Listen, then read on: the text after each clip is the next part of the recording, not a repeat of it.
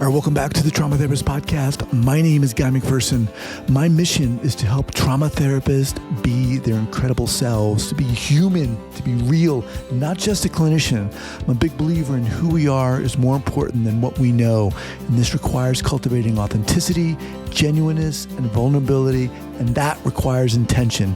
You can learn more about my courses and workshops by going to thetraumatherapistproject.com. That's thetraumatherapistproject.com. Let's get started.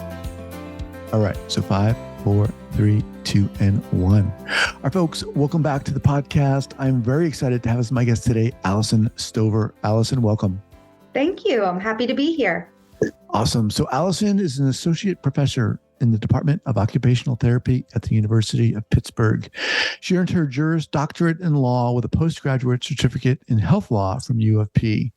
Her day-to-day client practices focus on using occupation, self-advocacy, and role defining to create a path to healing for individuals who've experienced intimate partner violence, sexual trauma, and PTSD. A survivor of trauma herself, her focus areas of practice expertise include trauma-informed occupational therapy and holistic approaches to substance use disorder.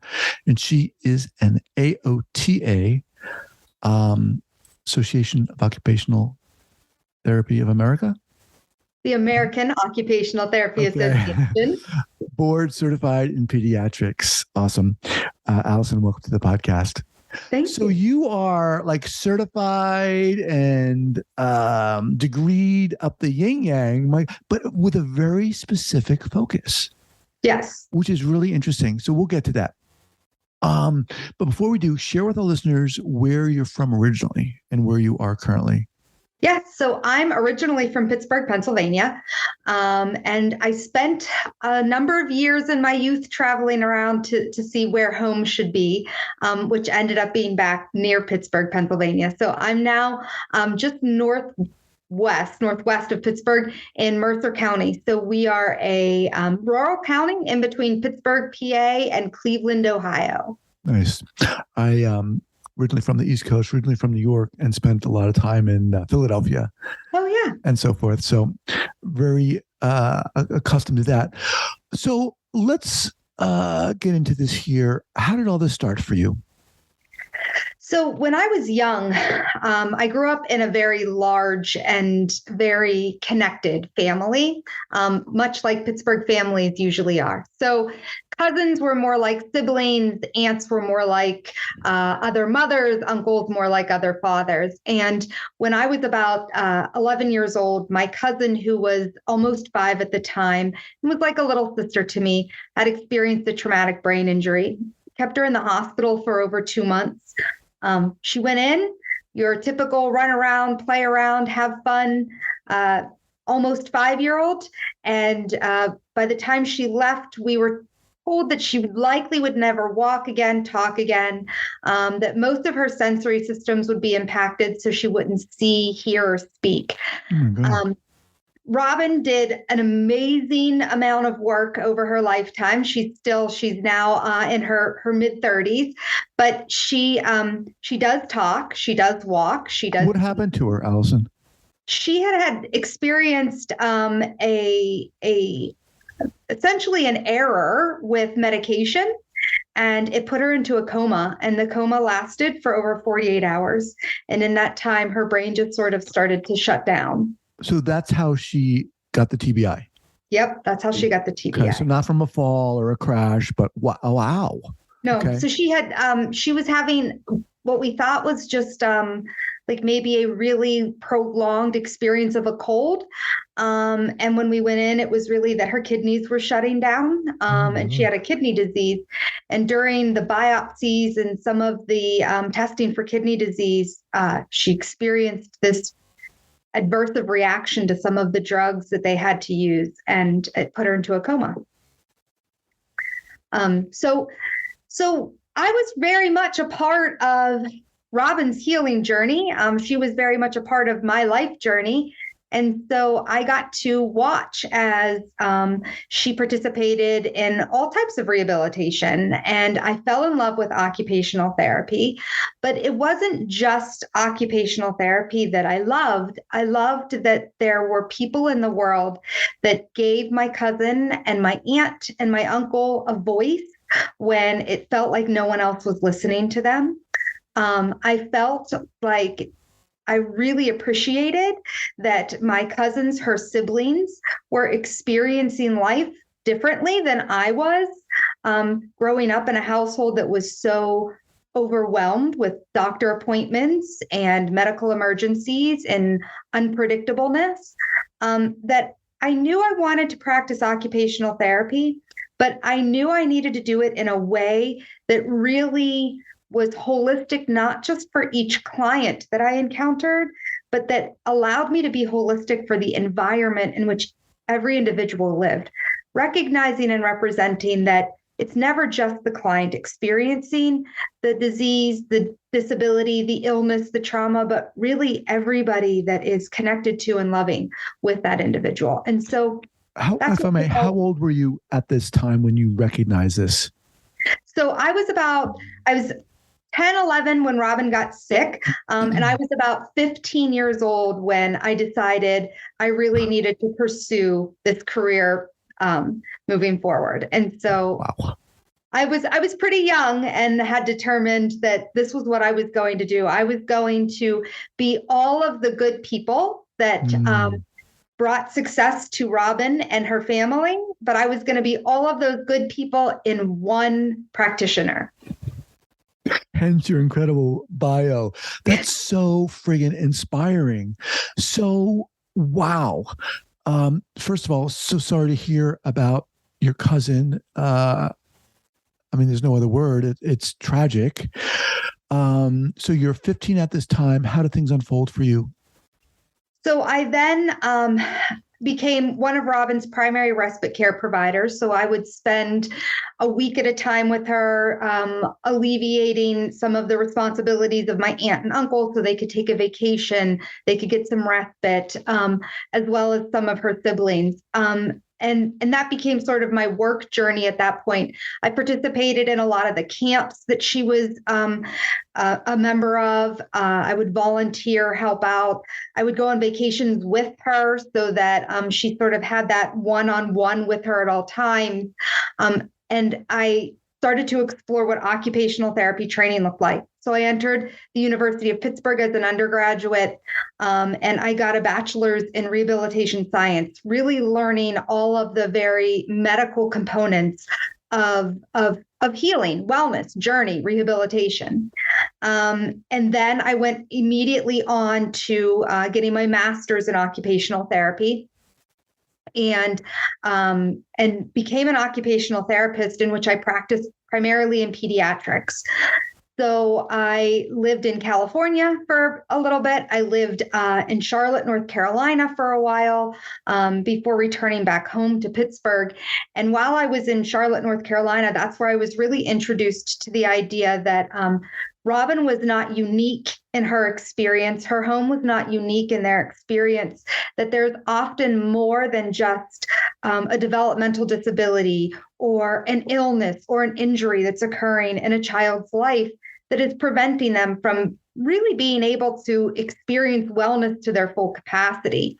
And so I started to really investigate what were the things that were really large barriers to the children that I was working with and their ability to experience that wellness, that they could do what they wanted, when they wanted. And so I discovered that I had, at that point, over 50% of my caseload was not living with a biological parent, and meaning that they were either in foster care or living with a kindred caregiver. So I recognized that there was a disconnect or a separation from biological parents that was having an impact. And then I started to recognize that as I went through a variety of their medical history, people were very honest. And the recognition of the number of children who had who had parents or caregivers who were experiencing substance misuse to some capacity was actually greater than 50%. I knew that a number of the children I was working with had experienced poverty, and I recognized that there were a variety of things that were happening in the home that were very adverse to their experiences. Mm-hmm. And so this is where I started to discover that I needed to really become that advocate. I needed to recognize that I could provide services, resources, healing that went beyond my traditional occupational therapy skills. So for instance, maybe there was a child that could receive more services or better health care if it was affordable. And so I would help to connect them with maybe a Medicaid product and getting them signed up and registered for that. Perhaps their family didn't know that they were eligible for another resource benefit, or that there was a church that had an incredible program that provided respite for parents for free. I knew how to investigate my community because Robin taught me that, right? Mm-hmm. I knew what a person needed because I and my family had experienced those very same needs. And so I just used the way we investigated our community when we were raising Robin and started to investigate my community for the children and the families that I was working with. It was during this time that I started to encounter so many no's that I just wasn't expecting. Like, this child could really benefit from additional support in the school system, and I thought they should be eligible for an individualized education plan. But then we'd be told no, and so suddenly the advocate in me felt very much like, wait a minute, but I know how to assess the child and what the child needs. I know how to assess the environment and say what's missing. And I looked at the community and I know what resources are available. What do you mean no? And that's what really propelled me to go to law school. And All right, let me pause you for a second. Where's your cape? Come on. I'm like listening to you and I'm thinking, my God, Alyson, I mean, you're so amazing and inspiring. It's crazy.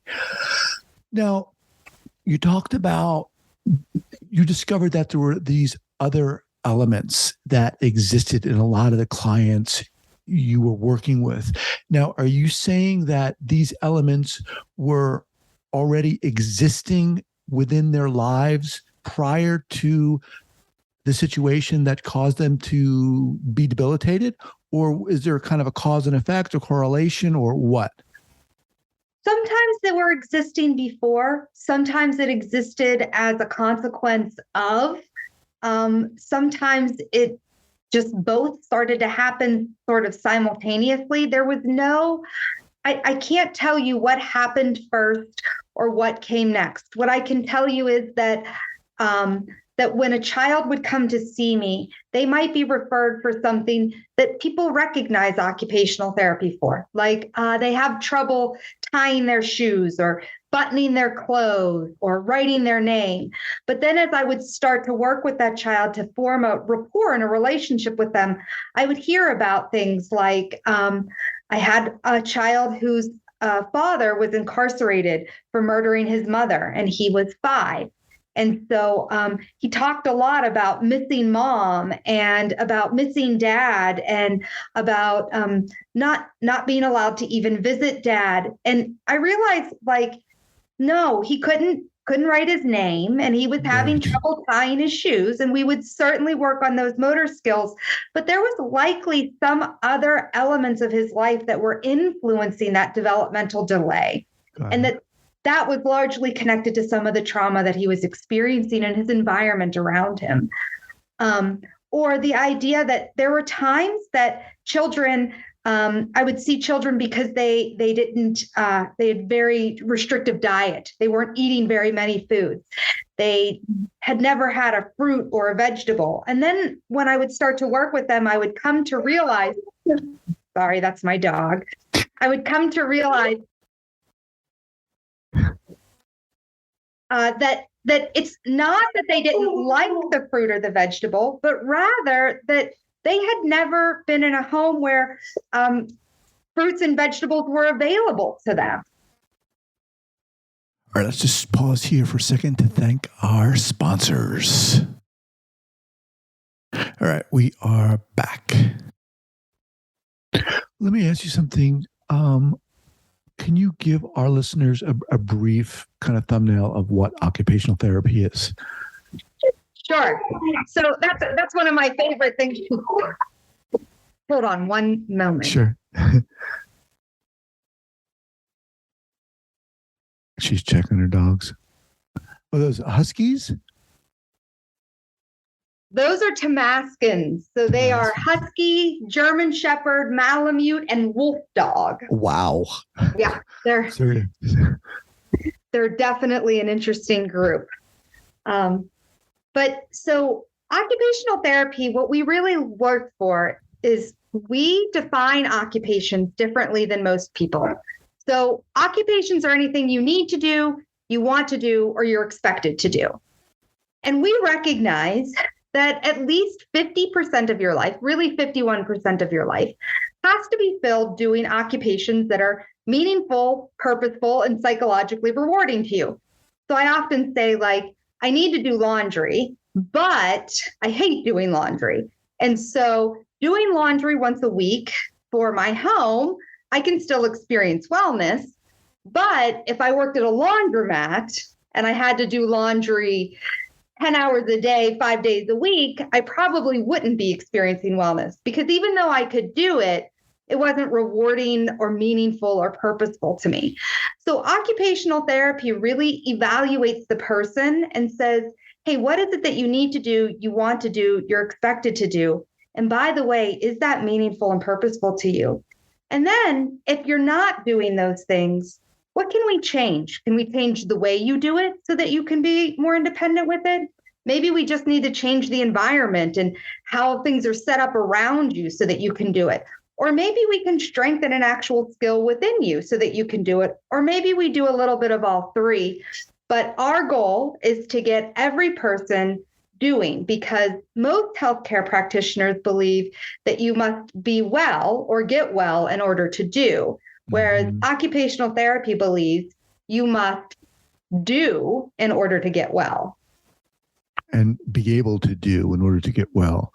I worked with occupational therapists when I was in my first position at a graduate school. We were working in a facility where we were assessing and treating young kids who were showing early signs of psychosis. I was part of a team.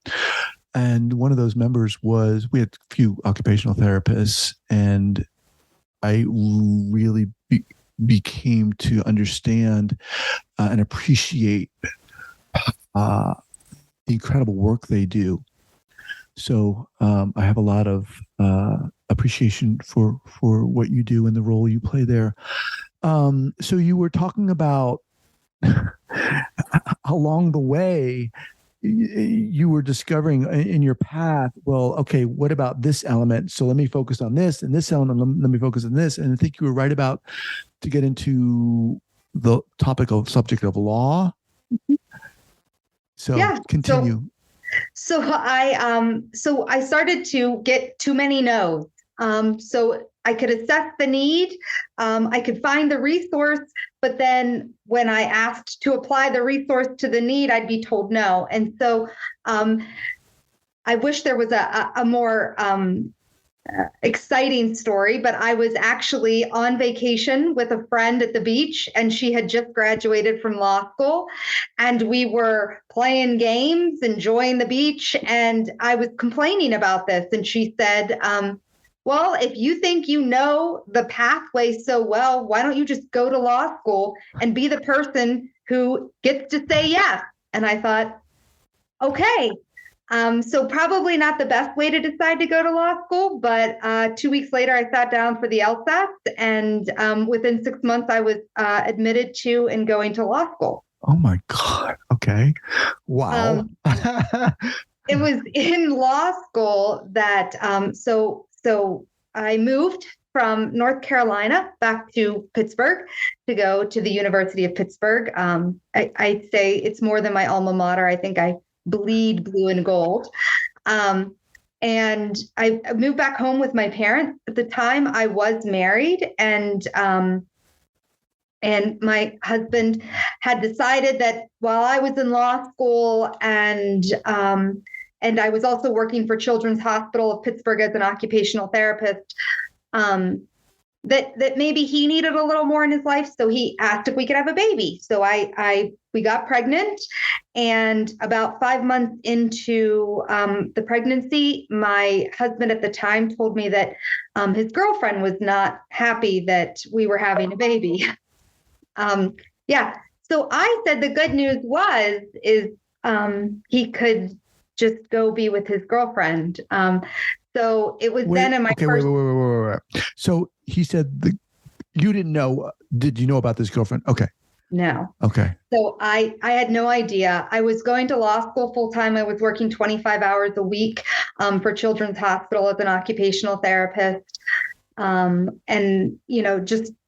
being pregnant and trying to study. And so I separated from my husband at that time and had my baby by myself. Well, I'll never say have my baby by myself. Had my baby with my mom, my dad, my brother, my cousins, that huge family that I talked about was all around us. And so after that first year of law school, I spent working, figuring out how to understand the law, and had a baby. And then from there, I was able to really start to specialize in certain areas of the law, and recognizing that I didn't like writing legislation. So I didn't want to write legislation, but I did like articulating what legislation could look like in the lives of real people. And so I started to work at the Health Law Clinic, which was a free clinic offered by the University of Pittsburgh to individuals who were getting the no's that my clients were getting when I was an occupational therapist. And so I was able to help people obtain Social Security, disability income and benefits, to obtain IEPs for children in the school systems, and be able to either design ways that maybe guardianship wasn't exactly the best mechanism, and could we do something like power of attorney that still allowed some level of independence and choice in the person, versus just sort of stripping people away from all of that by moving them into a restrictive guardianship relationship. And so I did that for 3 years through law school, graduated, met my husband now, who is my forever husband, I say. We got married, and he lives in Mercer County. And so I moved to Mercer County. And that's where I really started to see that I had the benefit of living in well-resourced cities before. So although I was frustrated that I could not connect resources to people easily, and that I often got to know that at least there were resources that existed. Mm-hmm. I was in Pittsburgh. I was in Charlotte. I was just north of Los Angeles. So these were places where there was an abundance of resources. I came to Mercer County, where you're an hour and a half from a city, which is a really long way to go for simple resources like, if there's a shelter to get sleep that night, or if there's a program that can offer food. So that's when my husband and I decided that, well, if I knew how to connect people and resources, then we should probably know how to be the resources too. So we opened our private pediatric practice in Mercer County and started to provide resources. We offer occupational therapy, physical therapy, speech therapy, advocacy services, and then we provide a variety of community programming. So where there's a need, we try to fill. Okay. Listening to you talk, Alyson, it's not just incredible, but I mean, to say that not a lot of people do what you do is it just is obvious. you talked about your family, your large family, that intense bond, but obviously something has been driving you all along. Talk about that.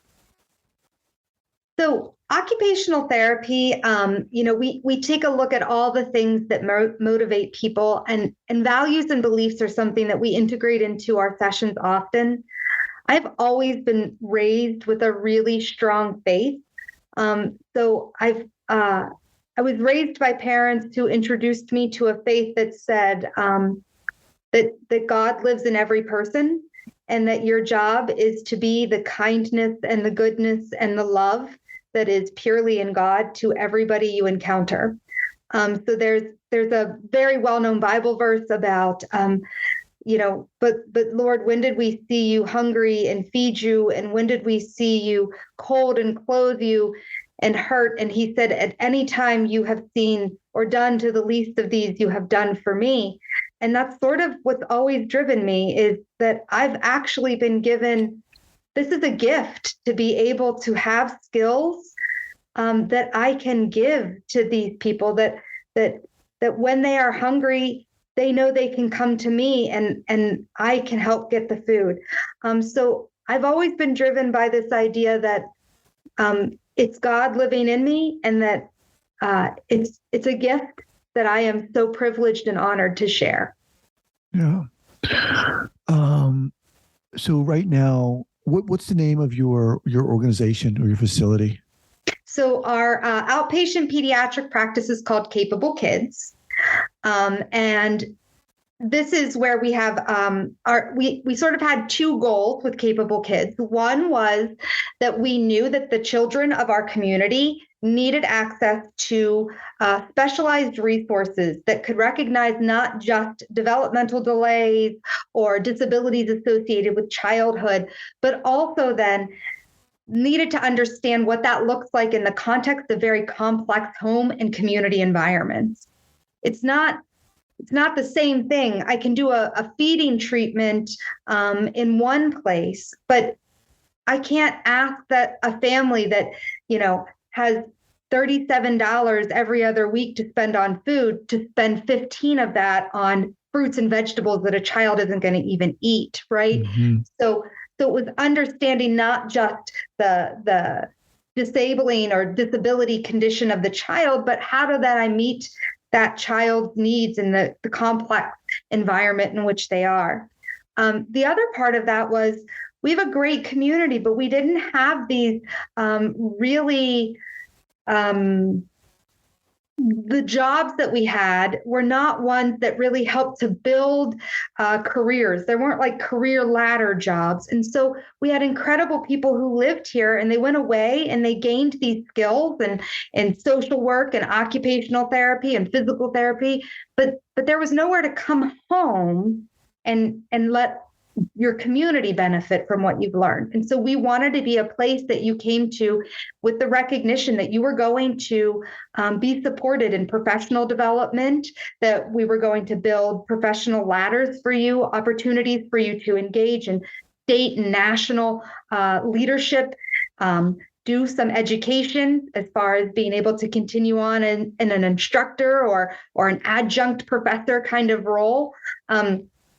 So that's what we established in Capable Kids, was this place that understood the needs of children in complex environments, but also understood the needs of people in the community and how they wanted to build and grow in their careers.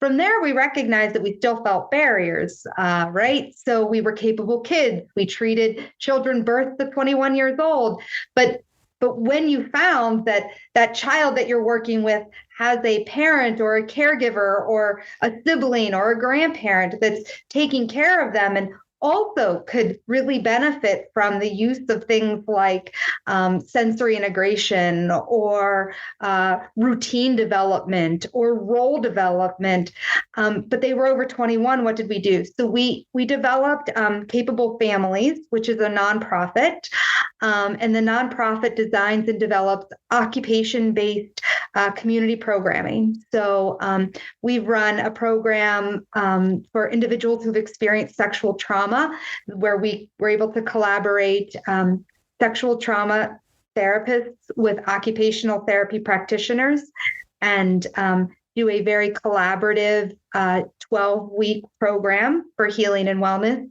We were able to collaborate with an intensive outpatient opioid use program, and we did a chronic pain and opioid recovery program together with them. So we just now use Capable Families as our mechanism to be able to provide those resources that for some reason we get told no in the Capable Kids arm. Mm-hmm. A lot of people listening to this are therapists of all kinds. My guess is a lot of them really aren't too familiar with occupational therapists, quite frankly. How do occupational therapists and mental health therapists, how can they work together? What are some ways that they might do that?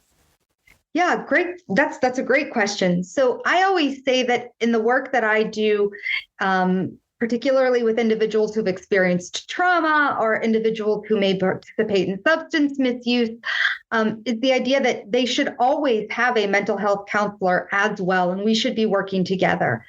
So there are things like I talked about. Many mental health counselors are familiar now with the terms of sensory processing and understanding if a child overactive, they might need heavy work, or if a child is very resistant, they might be hypersensitive to touch. They don't like the way certain things feel. But we know that trauma affects the sensory processing very differently. So it might not be that I'm hypersensitive to touch. It may be that the sexual trauma that I experienced has created a unique fear to certain types of touch or certain feelings. Like if I were in a very comfy flannel sheet bed, I might really have a hypersensitivity to the flannel sheet touch now, right? Mm-hmm. And so that complex understanding of the sensory system is something that is really expert in occupational therapy professionals. But then we can collaborate with the mental health professional because they truly understand sort of the emotional experience or emotional response to it. So we can prepare their bodies so that they can do the mind work, or they can do the mind work and then we can calm the bodies. But, we hear a lot about how the body keeps score as a book, and how the body has its own responsiveness to what the brain is telling a person that they are experiencing in their world. Well, I see mental health counselors and occupational therapy professionals being the perfect unification of a mind-body professional experience. I can really integrate how they can build a routine, structure a habit, identify meaningful and purposeful occupations, and then I can figure out how they can do them in those environments while the mental health counselor is processing through the trauma, the emotions, the coping mechanisms, how to move forward, how to continue on the healing journey. So a mental health professional might say, I think that deep breathing and journaling are going to be two incredibly useful coping mechanisms for you. As an occupational therapist, I can then find the way to integrate that meaningfully into your routine so that you don't even have to think about it. Mm-hmm. So we can build the routine together so that you are regularly doing those very great coping mechanisms that are recommended by the mental health counselor. Wow. Just a reminder, I'm speaking with Alyson Stover of Capable Kids and Capable Families. We can have those linked up at the show notes page here at the traumatherapistpodcast.com. What's next for you, Alyson? So I'm currently serving. Are you going to medical school? I've said that. My husband says no. He says, "Are you done with school?" Yeah, I'm done with school. So I'm currently serving the next 3 years as the president of the American Occupational Therapy Association. So my goal and plan is, to to really be very intentional these next 3 years about spreading this news, spreading this word, and finding ways that the collaboration can happen more organically. So for a long time, occupational therapy has been viewed as a rehabilitation profession that collaborates nicely with physical therapy and speech therapy and lives in a medical world, a medical model world. We do certainly do that. That's absolutely one of the lenses in which we view, but I think we are we have an incredible opportunity to really, particularly as we are seeing the increase in mental health experiences, how do we meet the needs of our community, but also make sure that we're not burning out the professionals that are providing that pathway to healing. And so I'm being intentional about finding organic ways to unite the mental health community with the occupational therapy community so that we can be a force of healing and wellness, a pathway to recovery, but also that we're being able to take care of ourselves and not burn out. Awesome. Alyson, what's the best way for people to contact you, to reach out? Yep. So email is the best way. And my email address is, you can either look up Alyson Stover at the University of Pittsburgh, or it's just A.D. Stover at pitt.edu. Okay, we'll have that linked up. Alyson, amazing, really, and so friggin' inspiring. I'm so glad you came on this podcast. It was a pleasure meeting you. And I'm gotta have you back at a later date. Yes, thank you. This was so much fun. Thank you so much. All right, take care. Thanks.